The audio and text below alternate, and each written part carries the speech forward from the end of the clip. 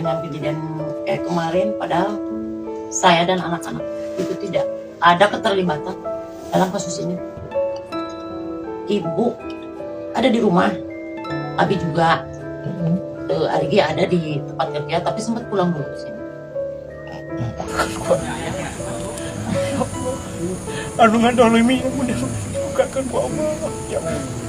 Subhanaka la ilaha ya Allah ya Rabb. Subhanallah rabbana atina fid dunya hasanah wa fil akhirati.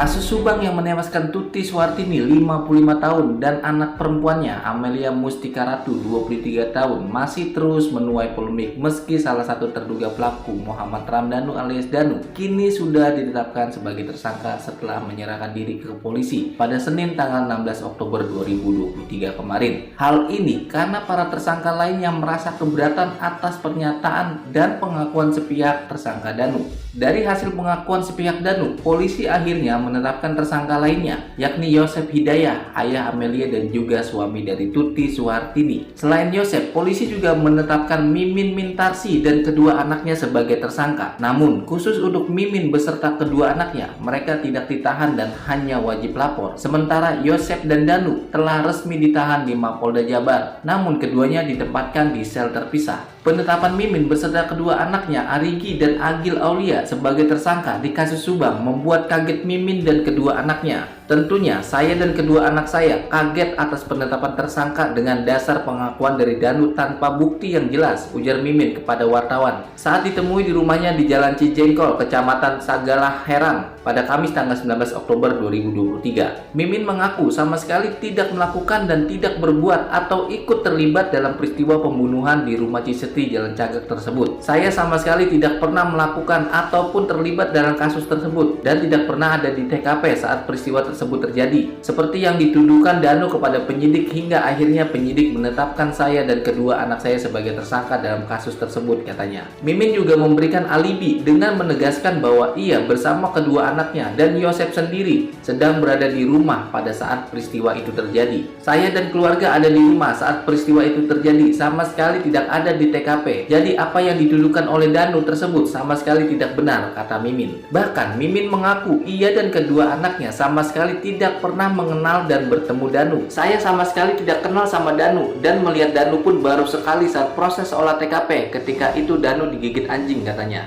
Menurut Mimin, untuk sementara ini ia dan kedua anaknya tinggal di rumah kakak Mimin dengan alasan masih shock dengan peristiwa penggerebekan polisi di rumahnya.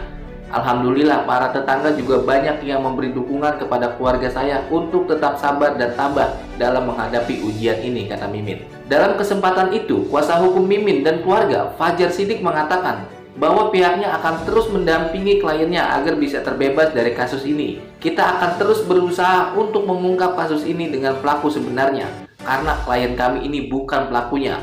Klien kami ini hanya korban fitnah dan tuduhan dari seseorang. Semoga Allah membukakan jalan dan menunjukkan siapa pelaku sebenarnya, ujar Fajar. Terkait penetapan tersangka terhadap kliennya, Fajar menegaskan akan tetap menghormati proses hukum. Saat ini kita hormati dulu proses hukum dan kita akan tempuh jalan lain untuk terus memperjuangkan klien saya ini agar terbebas dari fitnah dalam kasus ini, katanya.